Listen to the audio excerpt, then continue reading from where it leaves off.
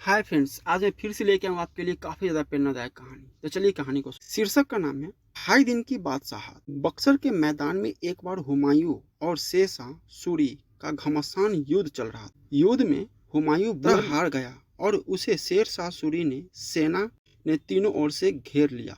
हुमायूं अपनी जान बचाने के लिए युद्ध के मैदान से भागकर गंगा के किनारे आ पहुंचा। हुमायूं ने अपने घोड़े को गंगा के अंदर उतारने की बहुत कोशिश की, लेकिन सफलता नहीं मिली। हुमायूं को डर था कि यदि शत्रु सेना यहाँ पहुँच गई तो उसे गिरफ्तार कर लेगी। उसी समय निजाम भिश्ती अपनी मशक में पानी भरने के लिए गंगा के किनारे आया। निजाम बहुत अच्छा तैराक था। हुमायूं ने निजाम को अपनी परेशानी से अवगत कराया। निजाम हुमायूं को मशक पर लिटाकर गंगा पार कराना चाहता था, किंतु हुमायूं पहले तो मशक पर गंगा पार करना ही नहीं चाहते थे, लेकिन बाद में गंगा पार करने का और कोई रास्ता न देखकर उन्होंने निजाम की बात माननी पड़ी। निजाम ने कुछ ही देर में हुमायूं को मशक पर लिटाया और तैरते हुए गंगा पार करा दी। हुमायूं ने निजाम को बहुत सारा इनाम देने का वचन दिया। निजाम ने कहा, जहांपनाह, यदि आप मुझे कुछ देना चाहते हैं तो 2.5 दिन की बादशाहत दे दीजिए। हुमायूं ने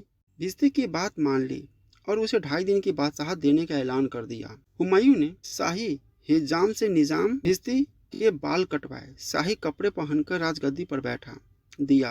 हुमायूं ने दरबारियों से कहा, आज से ये बादशाह है और इन्हीं के हुक्म का पालन किया जाए। इतना कहकर हुमायूं वहां से चले गए। जब हुमायूं चले गए तो निजाम बादशाह ने वजीर से कहा, मैं टकसाल जाना चाहता हूँ। वजीर निजाम बादशाह को टकसाल ले गया, जहाँ सिक्के बनते थे। उन्होंने तुरंत टकसाल में बनने वाले सिक्कों पर रोक लगा दी और चमड़े के सिक्के बनाने का काम तेजी से शुरू हो गया। दिन रात चमड़े के सिक्के बनने लगे।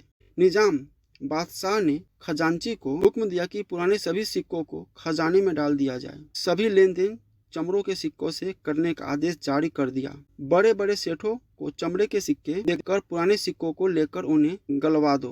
2.5 दिन में पूरे राज्य में चमड़े के सिक्के फैल गए। 2.5 दिन बीत जाने के बाद निजाम ने शाही पोशाक उतार दी और अपनी मशक लेकर वहां से चला गया। पूरे राज्य में चमड़े के सिक्के फैल चुके थे। जिसके हाथ में भी वह चमड़े का सिक्का जाता वही कहता, यह 2.5 दिन की बादशाहत का कमाल है। शिक्षा, इस कहानी से हमें यह शिक्षा मिलती है कि यदि बादशाह चाहे तो एक दिन में ही पूरे राज्य की व्यवस्था बदल सकता है। तो फ्रेंड्स, कैसा लगा स्टोरी प्लीज़ कमेंट करके बताइए और हमारे चैनल को सब्सक्राइब जरूर कीजिए। मिलते हैं अगले स्टोरी में।